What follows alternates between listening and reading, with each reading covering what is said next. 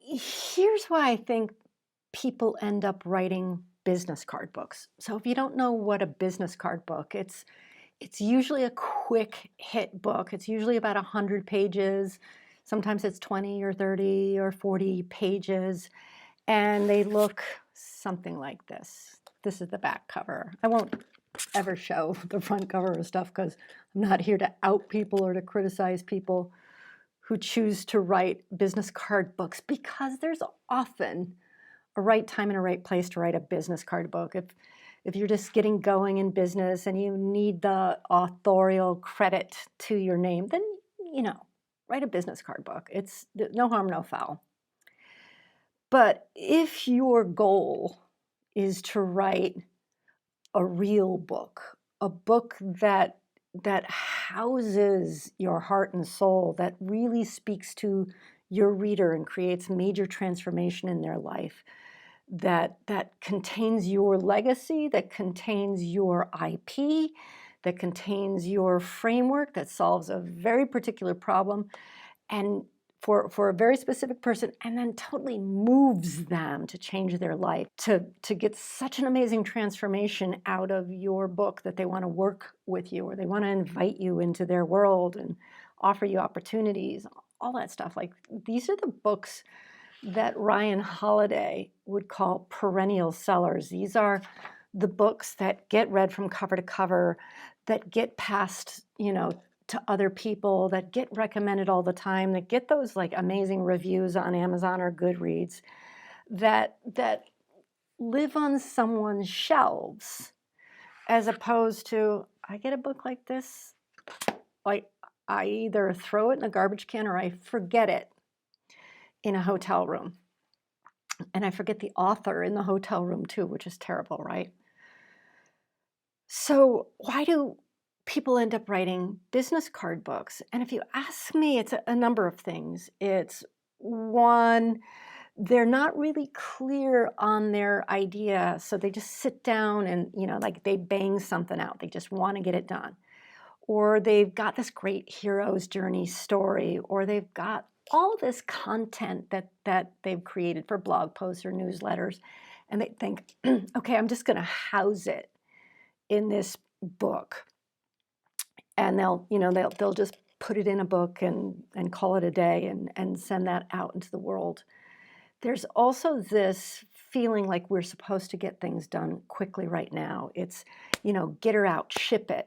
And I think entrepreneurs are guilty of that, because a lot of us get to where we are by not being perfectionistic and by just getting something out there and figuring we're going to iterate it as we move forward. Except a book, by the way, is kind of permanent. It's always out there. It's always representing you. So you kind of want to be careful. And then if you look at the internet is full of offers for, write a book in 5 days, or, write and publish your book in a month and just get it done. And people don't care about mistakes. They just care about your heart. They just care about, this thing that you're offering them, and they see the love, and they're not going to worry about, poor structure or typos, because, you just want to share that with your people. And it does such a disservice, if you want to actually move people, if you want to inspire people, if you want to change people's lives, that's not how you do it. So it's not that, people say, hey, I'm going to write a business card book and put it out in the world because I think that's the way I should do it. There's usually doubt. There's hedging your bet. Is this the right topic? Am I writing to the right audience? So let me just bang something out and see what happens because of it. A lack of certainty. It's also the fear that if you're going to invest more time, energy, or money in a project, you probably want to make sure it's going to yield you a result. So if you're not sure of that, you're just going to bang something out. It's just human nature. I think we eliminate a lot of that when we put it in our head that this is the book. This is my real book. This is my book. And I don't want to play that game. I know that it's going to take some time. I know that I'm going to have to make certain choices.